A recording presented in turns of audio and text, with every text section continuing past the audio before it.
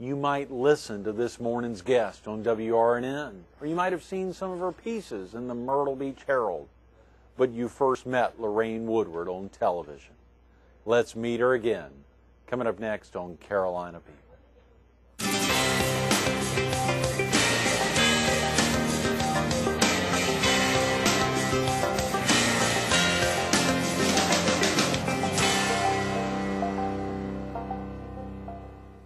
Good morning. Welcome to Carolina People. This morning we're at Stevens Floor Covering Center on the frontage road in Myrtle Beach, next door to the Sun News and off of Highway 17 bypass. We're focused on a career in journalism. And we're visiting with one of the Herald's contributors and the owner of Camping Times, Lorraine Woodward. Thank you. Good morning, Lorraine. Good to see you. It's so exciting to get you in early on a Thursday morning. Yeah, early's not too bad. I'm used to early, so that's Stevens, okay. the carpet, that's right. You do know early, and I've known it for years probably. What about this great facility This here? is very nice. I always wondered. I haven't been in here before. Yeah. So but I saw it when it was going up. So I've always kind of wanted to. I love all the hardwood and stuff that's behind you, and I'm thinking I might want to do that. So it is gorgeous. It Well, is that beautiful. kind of dates you. It gives an idea of when you actually got to the market because it's been up here a good while. Yeah. So. Well, I moved here in 1995. Okay. In the spring of 1995. So.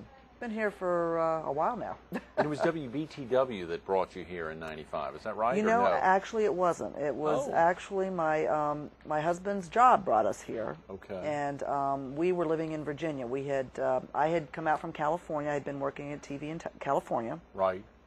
Had my son, my first child. And decided that we wanted to be closer. All our family was on the East Coast, so decided we wanted to move to the East Coast to be around family, grandparents, aunts, uncles, cousins, you name it. So we moved to Virginia, and my husband was able to transfer, and I decided to go back to school and get my master's in communications and public policy. So I went to the American University and did that.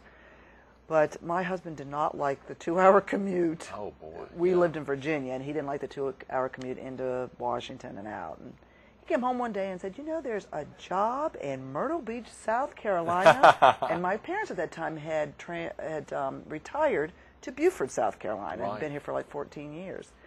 So we decided to make the move. He had always moved for me, so I thought, well, it's only fair.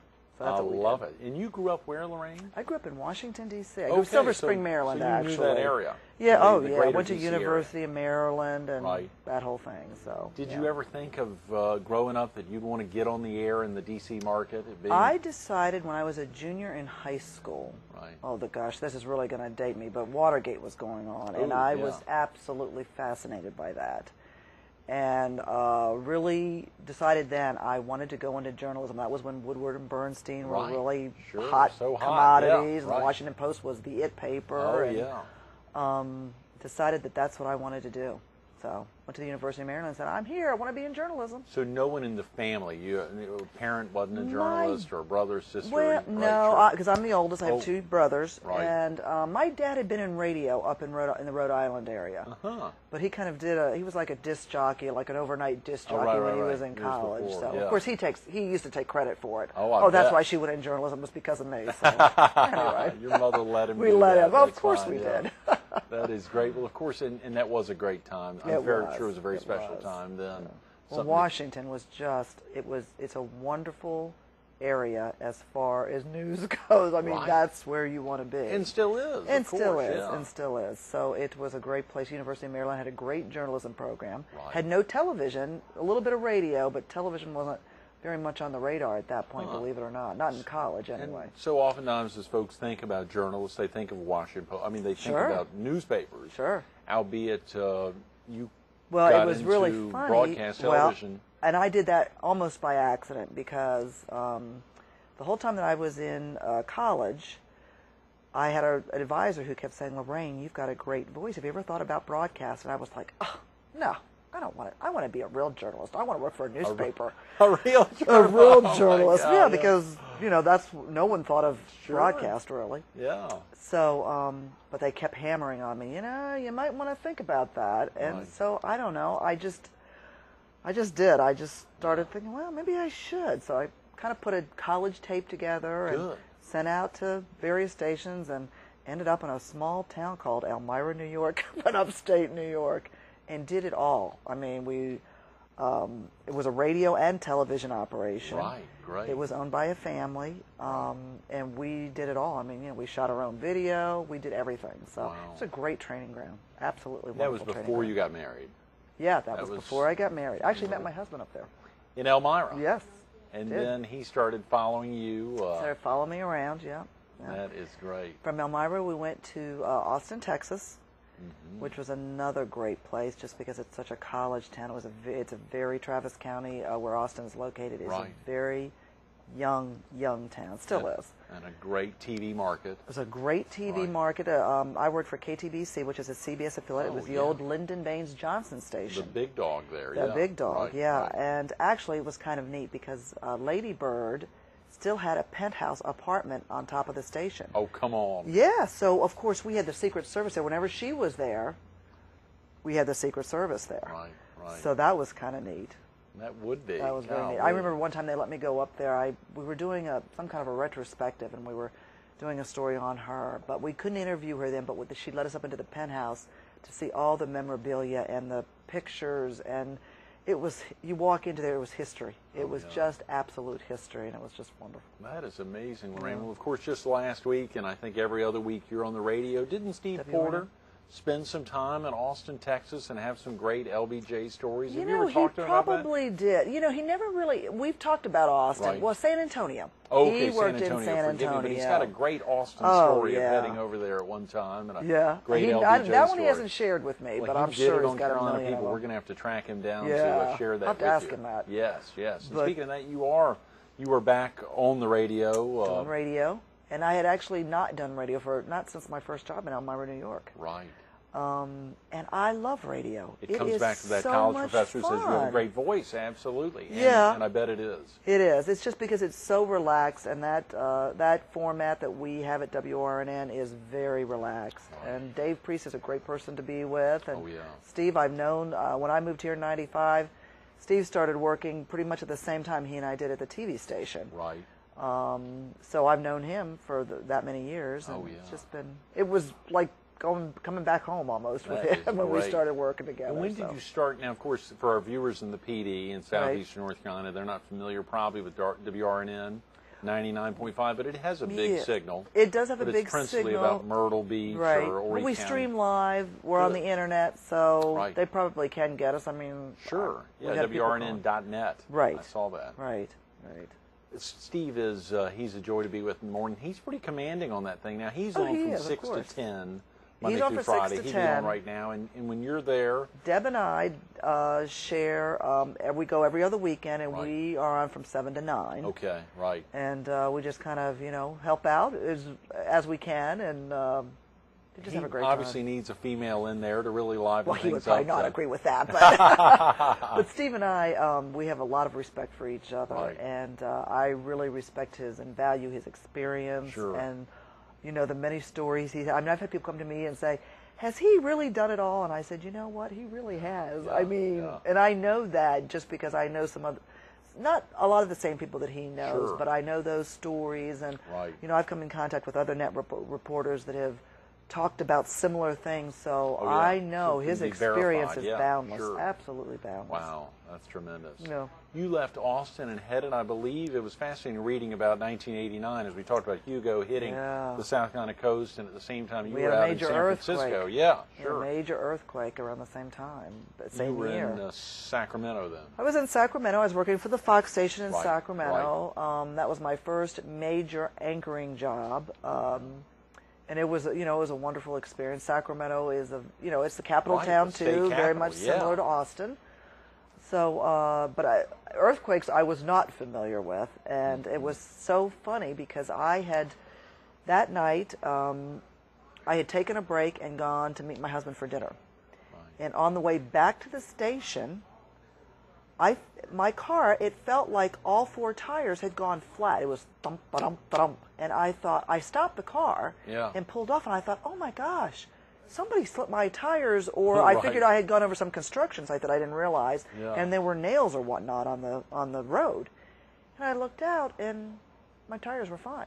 So I got back in the car, turned the radio on, and radio of all things, because of course I was heading back to the station.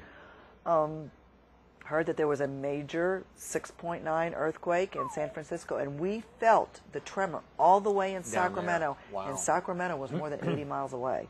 So that's how powerful that was. And when I got back into the station, the news director had come back. He had been called as well, and he'd come back in, and he said, "Lorraine, you ready to go?"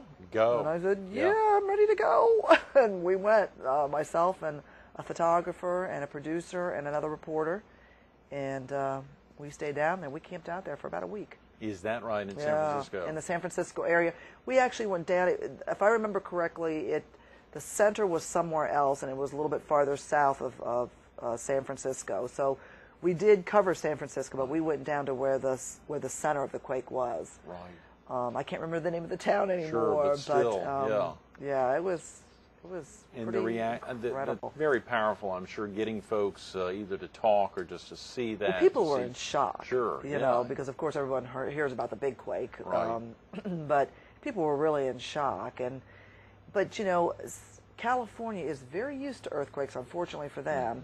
So their buildings and whatnot. Now they did have some apartments in San Francisco, older apartments that were not quite in the same standard, and there were some collapses. But you know, they have unbelievable skyscrapers in that town, and they were going like this, but none of them crumbled. And so that's what amazed me, is how you can architecturally and you know, structurally make a town and its buildings not really earthquake proof, but pretty darn close to it. So you know, it was amazing. It was really amazing. That is. Well, we're thankful, obviously, we're able to get out of there. Nothing against Sacramento or that area, but ultimately made it back to the East Coast. Made it back to the East Coast, and went to school. Yeah. And then came down here, like that was my husband's turn. He said, you know, I moved for you. And we said, okay, yeah, you're right, you have. And by that time, my daughter had been born. You'd had your second child. I had my second child. Right. So we moved down here, and I don't know, I started looking around. That BTW, that was kind of interesting, and they were kind of looking for people. So. Oh, yeah. Now, of course, their presence, principally in the PD at that time. Right. They were the big dog, obviously always having served Horry County for many of those years. But to make a real impact here, they needed to have a strong bureau chief or someone who really kick things off. The bureau was here and had been here for a while. Right. It was relatively small. They were looking for somebody who had some other experience to kind of help run that bureau, because the bureau really is on its own. And because everything was so geared toward Florence at that point with regards to the major station, but we knew how important the Grand Strand was, and this was really the up-and-coming area. They needed to have a really strong presence here, and that's what we endeavored to do. And I think we were pretty successful in doing that. Sure. And now, of course, they've all moved down here. Everything, Because you have to. Yeah, absolutely. But they still have a presence there. BTW still has a significant presence in Florence, albeit their hub is here. The GM's here. I'm sure goes back and forth some. But, of course, WPD and UPN or CW21 have moved their operations to Conway. Right. It's amazing to think, of course, Fox 43 had been here. They started out here. Small presence there in Florence, but grew that. So it was the other way around for us. But the three folks moving down here, all based in Florence. Florence is the city of license, but their main operations in Horry County. That's a big change. That and probably is a difficult thing for viewers in the PD to see their kind of the home. That's probably true to some extent, but it's funny because I remember when I first came to the bureau, the criticism we would hear all the time is, "Well, you're a Florence station, aren't you?" No one knew that we existed down here. Oh boy.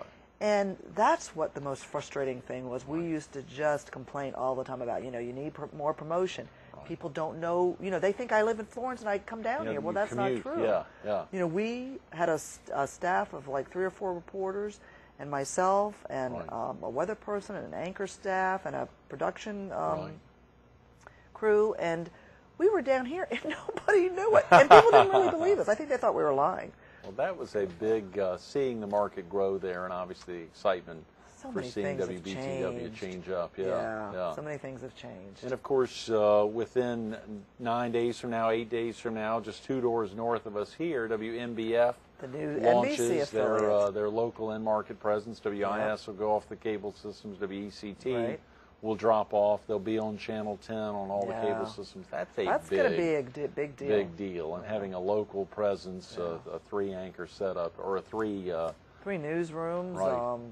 Yeah, that's going to be pretty amazing. That's a big deal. And it tells you how important this area has become. Right. When you have that kind of dynamic. I mean, this is a very small market to have 3 stations like that. 3 fully operational, fully staffed. I mean, they're big. They're not small. The staffs are not small. No, very definitely. So very definitely. that's a big change. Big change. That will be interesting to see how that shakes out and as the market grows. And of course, things have changed a lot. When you think back to Elmira, when you think back to a family operation owning a radio and a TV station market, do you have any idea if those folks still own those stations or have kept up with them at all? I don't think they do. I think they also have been bought out. Right.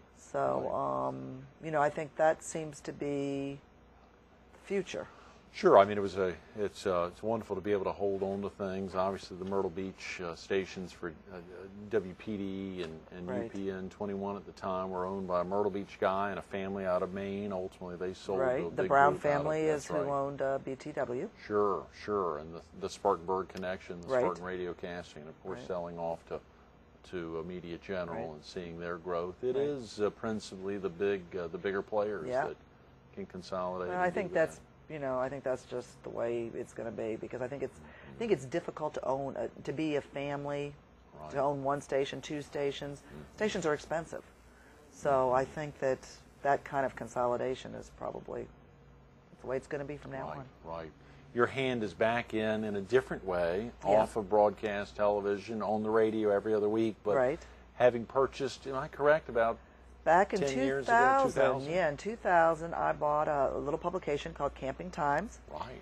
It was started by a woman who actually, I think, had worked for the Sun News, or maybe was even here before the Sun News, whatever newspaper was here before the Sun News. Right. And she was raising 2 sons, 2 young sons, and knew that there was a large camping community here. Sure. And felt that they were absolutely being ignored. So she started Camping Times, and was 75 years old when she sold it to me. How about that? Is that right? Wow. Yeah. Yeah. And this, of course, is principally focused on camping. It's that comes focused to the on area the camping community. all up and down. Right, all up and down the Grand Strand.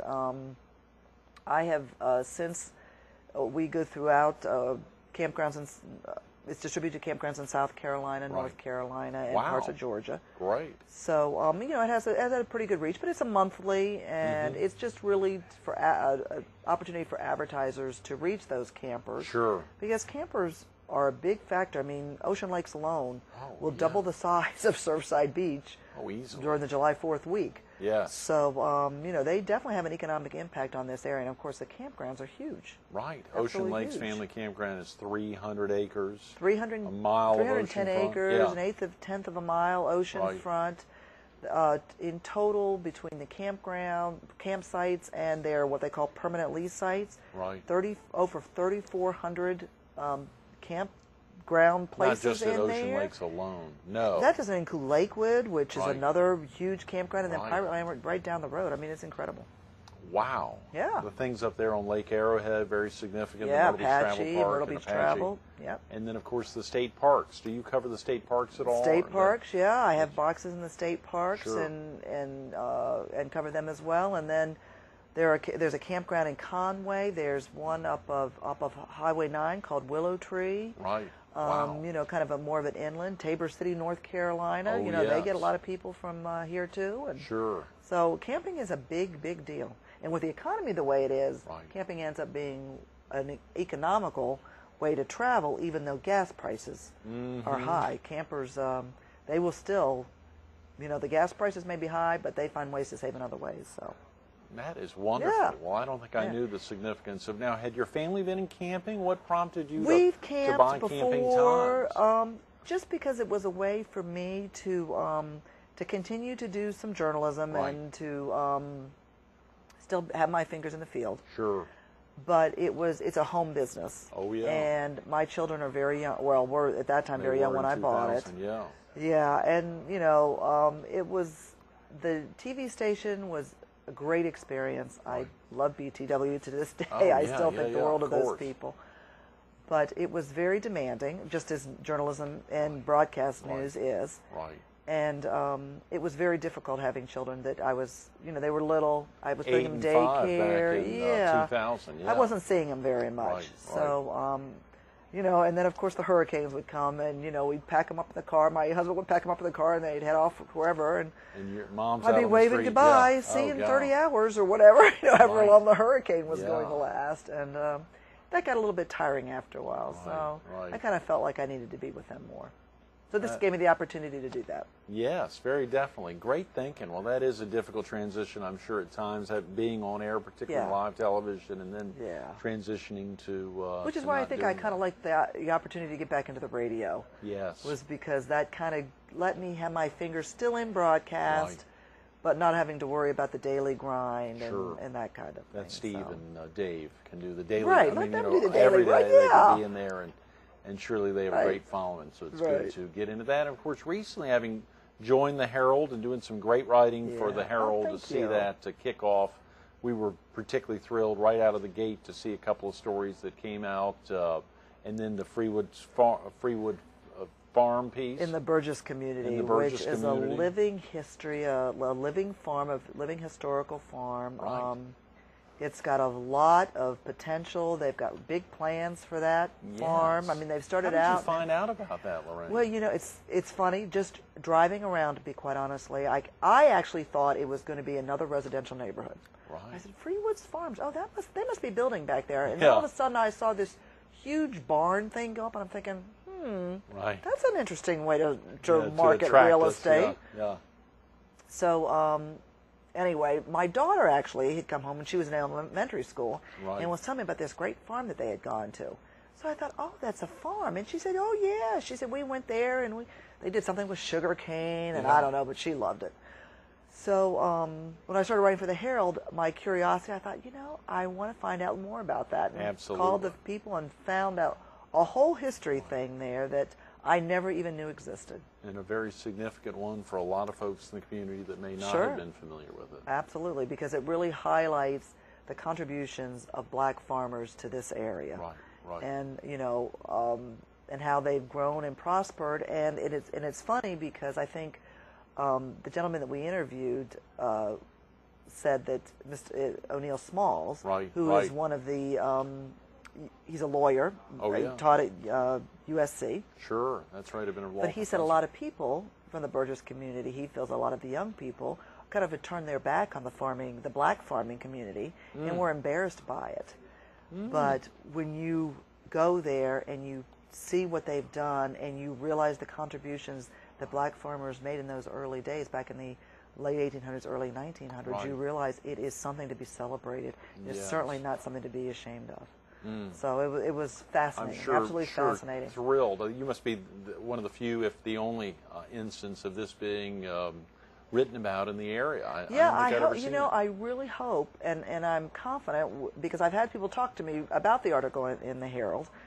I really hope that people take advantage of it and really take the time to go learn Yes. about the history that's out there. It's Right. absolutely, they have tours, they do different things during different times of the year as far as, they do the sugar cane, you can buy they do their own syrup. I mean, it's just, you can buy vegetables out is there really on a living Tuesdays. farm. Yeah, It is a yeah, living farm. yeah, yeah. But they use the old technology that Afro-American farmers used back during that time, and it's Right. just fascinating. You mentioned your children were at 8 and 5 then back then. Yeah, now Obviously, they're they have 16 and 13. Think about Makes me that, feel old. Lorraine. Yeah, your son jamming on both the basketball and the baseball field. Yeah, And yeah. your daughter, of course, doing a lot of horseback riding. She does a lot of horseback riding. She's into the horses. So, we did a story on the three stables, or actually there's 4 stables on McDowell Shortcut Road, and here you have these 10-acre pieces out there with stables and people riding and whatnot, and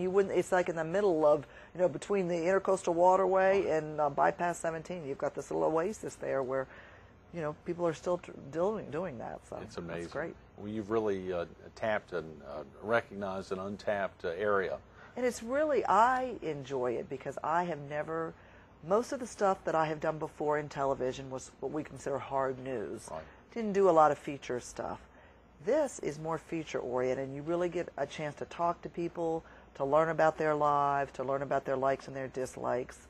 And I like the writing aspect of it. It gives me a chance to be creative, where maybe I haven't been able to be as creative in some ways with television because it was just, the facts, ma'am, and nothing but the facts. Yes, yes. This gets you a little, gives you the opportunity, as I said, to be creative, to delve into histories and to learn about lives that maybe you wouldn't have the opportunity to do We that are in television. thrilled about that creativity. We want to see a lot Thank more of it. I'm you. sorry we've run out of time, Lorraine. Okay, Thanks good. so much for being with us this Well, morning. thank you for inviting me. Absolutely. Stay tuned to a little more Carolina People with Lorraine Woodward coming up next.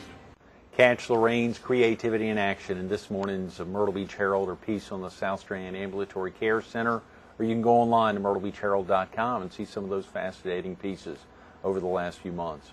Lorraine, thanks so much for being with us this morning. Thank you, Greg. Absolutely. Great.